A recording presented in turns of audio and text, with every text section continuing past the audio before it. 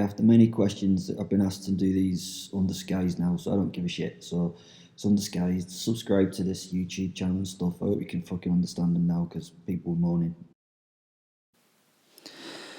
Hello, my name's Will. This is part 5 in my story. I'm a real werewolf. I'm telling you the story of my life. Go listen to the other 4 before you listen to this, otherwise it won't make much sense.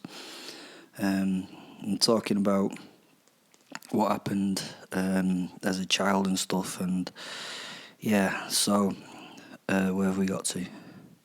Yeah, not cheers, yeah. So I told my origin story to the chief.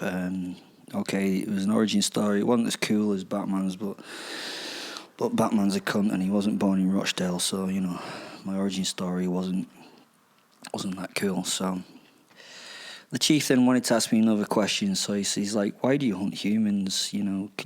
He's like, "You could eat other sources, couldn't you? So why do you hunt humans?" So I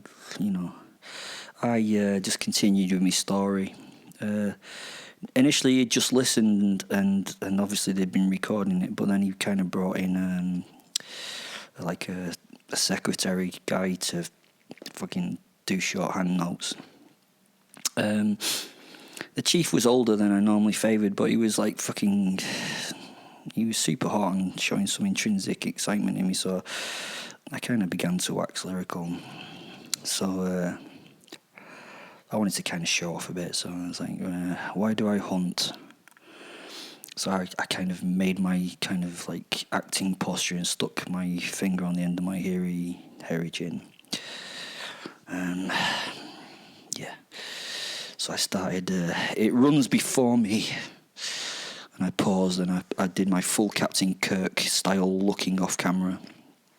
The beast. And then, I applied another pause and used the sniff the fart method that Joey Tribbiano uses in Friends. It's fucking brilliant. It always feels on the edge of escape. It thinks that it has gone beyond my reach, and as it just becomes a little more exhausted, I remind it of my presence.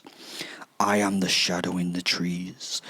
I can taste its foul odour. The pungent rancor of its body makes me retch. I can smell its fear. I smile, and briefly make eye contact with the secretary. And I lower my eyes to the ground as though I'm, really thinking. It knows me. It knows that it will not escape. It hopes. It really hopes that it can be free. That is the fuel for my hunt.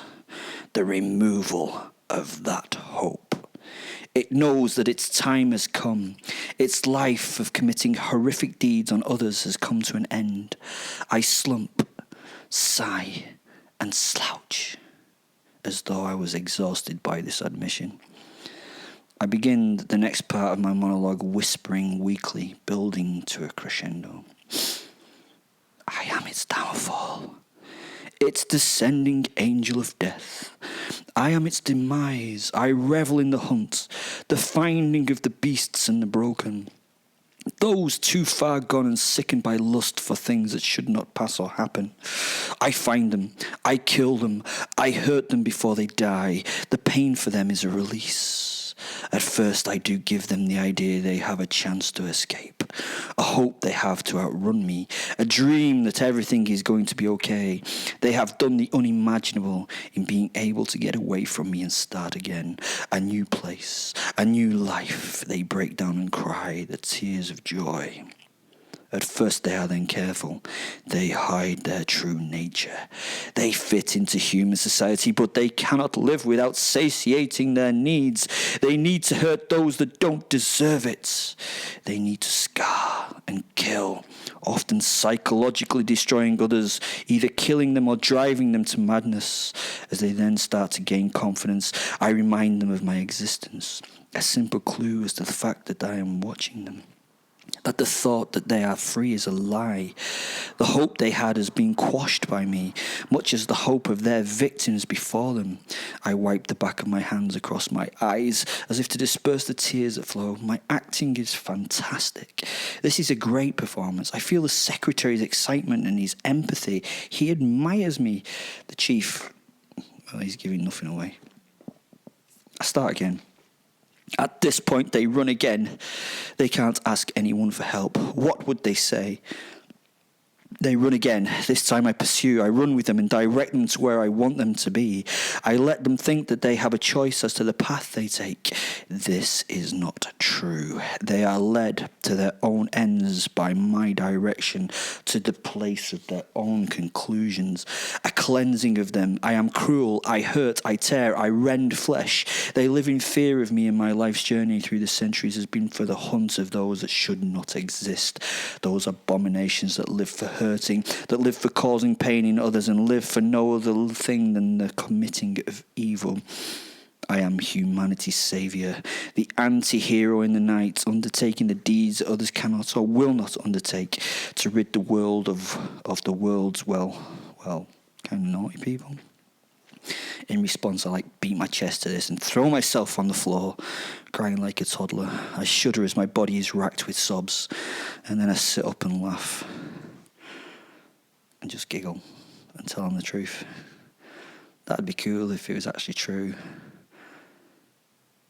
Rip up the transcript. That was fucking nonsense. I just chase and kill for the sheer pleasure of doing so. No morals, no ethics, just for the pleasure of it.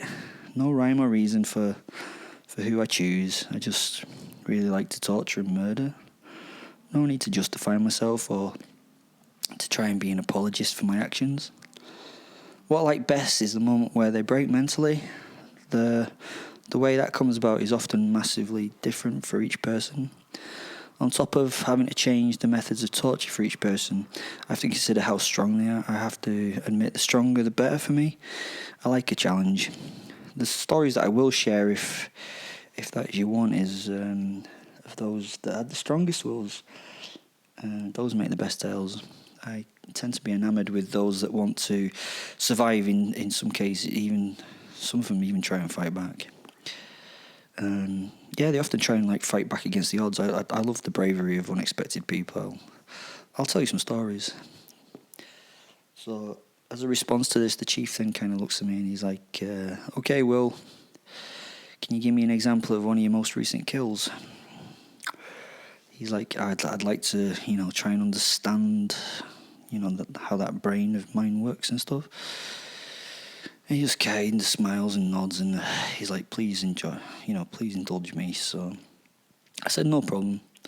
So I broke into my story of my most recent kill.